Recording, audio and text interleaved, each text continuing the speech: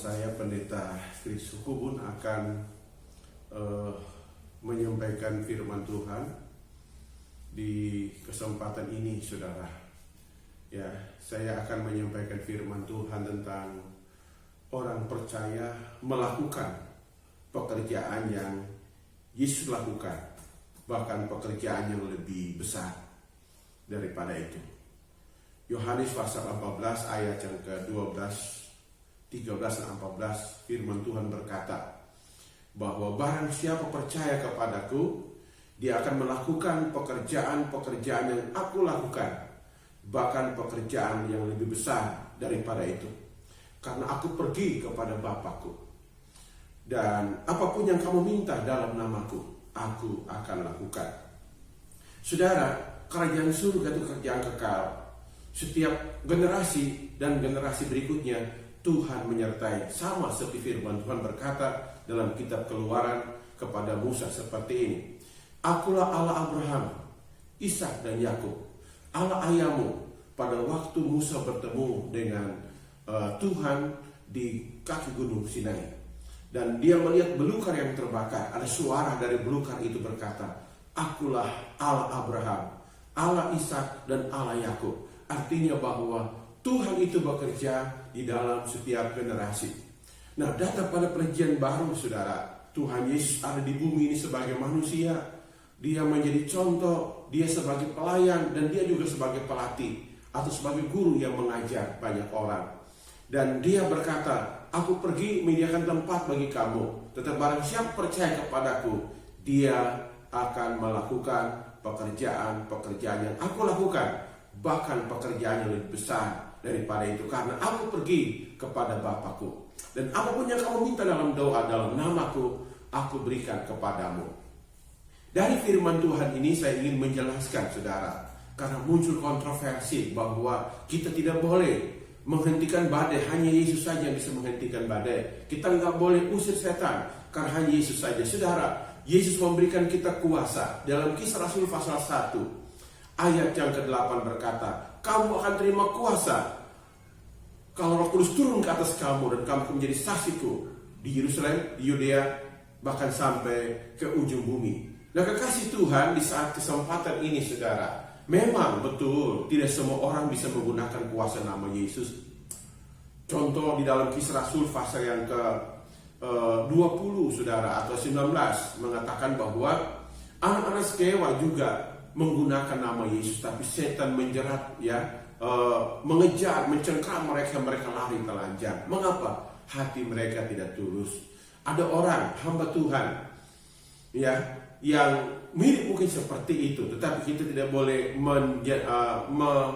memutuskan atau menghakimi, saudara, karena firman Tuhan berkata bahwa kita ini mendapat kuasa dari tempat yang maha tinggi untuk pergi mengusir setan, untuk pergi menyembuhkan. Dalam Injil Matius pasal yang ke-10 ayat 1, firman Tuhan berkata, Yesus memanggil 12 muridnya, memberi mereka kuasa kepada mereka untuk pergi menyembuhkan orang sakit, melenyapkan semua kelemahan. Nah, di sini kita pelajari bahwa Tuhan itu sungguh dahsyat. Dia tidak memutus kita dengan tangan yang hampa dalam tidak punya kemampuan, tetapi dia mengutus kita untuk melakukan pekerjaan yang Yesus pernah lakukan di muka bumi ini. Apa pekerjaannya?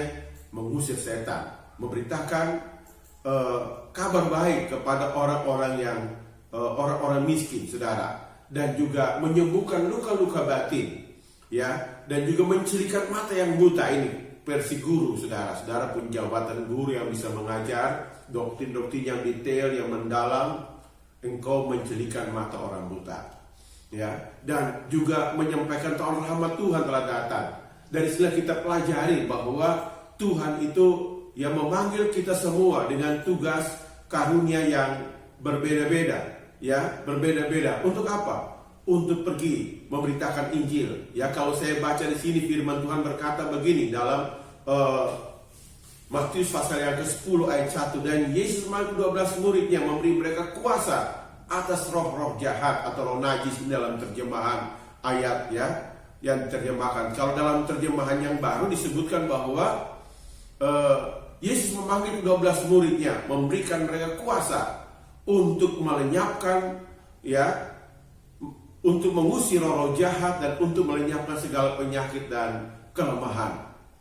Kedua belas murid sebutkan namanya di ayat yang kedua sampai ayat yang keempat. Saudara, saya tidak perlu sebutkan nama ini tetapi dalam pesannya seperti ini. Dalam ayat yang ketujuh, pergilah, beritakanlah kerajaan surga sudah dekat.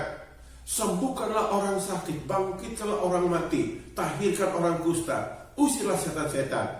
Kamu telah memperoleh dengan cuma-cuma, berikan pula dengan cuma-cuma. Nah, di sini pesan Tuhan jelas, saudara. Kenapa, saudara? Ya, Alkitab mengatakan orang yang belajar di kaki Tuhan disebut sebagai murid. Ya, murid itu tugasnya memberitakan Injil, dilatih oleh Tuhan. Pada waktu kita percaya Tuhan disebut anak Allah. Kita belajar disebut sebagai murid Kristus, ya saudara. Dan kita melayani disebut sebagai hamba Tuhan. Dan kita setia disebut sebagai hamba atau sahabat Tuhan, di mana kita menjadi orang-orang yang melayani Tuhan sesuai dengan karunia kita masing-masing.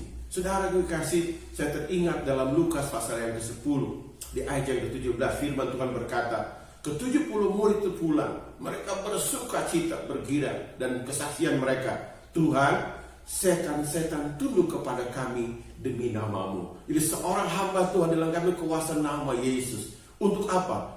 Untuk mengusir setan, menimbulkan pekerjaan kegelapan, untuk menyembuhkan, untuk menolong. Ya, sama seperti Kisah 10 ayat 38. Yesus diurapi, berjalan keliling sambil berbuat baik kepada semua orang, ya, siapa saja yang mengalami sakit, mengalami kesusahan, siapa saja disembuhkan oleh kuasanya. Nah, Tuhan memberikan kuasa yang sama kepada kita di zaman kita hidup ini. Tatkala kita habis umur di muka bumi, Tuhan kasih generasi baru lagi, terus berlanjut. Kenapa? Karena kerajaan surga itu kerajaan yang kekal, tidak pernah berakhir. Ya, orang boleh ngomong tentang kedatangan Tuhan, saya percaya kedatangan Tuhan, tapi kalau kita melihat tanda zaman sekarang, belum. Sekalipun corona yang ada sekarang itu belum, saudara. Ya, Tuhan masih melanjutkan karyanya bagi generasi mendatang. Oleh karena itu, mari kita siapkan diri kita. Kita sebagai seorang pelayan Tuhan, kita juga harus melatih generasi-generasi yang baru. Untuk apa? Siap menerima lawatan Tuhan yang baru, siap diurapi Tuhan. Sudah perjanjian Tuhan di dalam Yesaya pasal 59 ayat yang ke-21.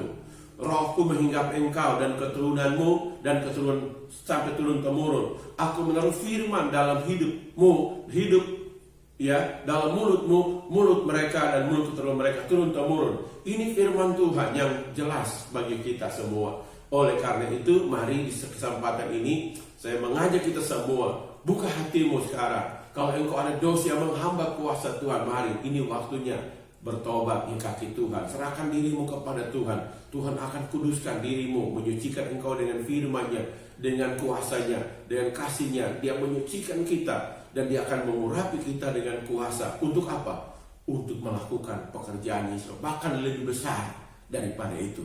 Demikian firman Tuhan yang saya share kepada saudara semua. Tuhan memberkati kita semua. Mari angkat tanganmu kepada Tuhan di rumah, saudara. Saudara, saya doakan saudara. Bapa, dalam nama Yesus kami berdoa untuk semua yang mendengar firman Tuhan di hari ini. Diberkati mereka. Biarlah mereka menyadari bahwa mereka orang-orang penting. Mereka akan menjadi murid Kristus, diurapi untuk pergi memberitakan Injil, mengusir setan, menyembuhkan orang sakit, bahkan mentahirkan orang kusta, dan juga menerima berkat dari Tuhan. Terima kasih Tuhan, di dalam nama Tuhan Yesus. Amin.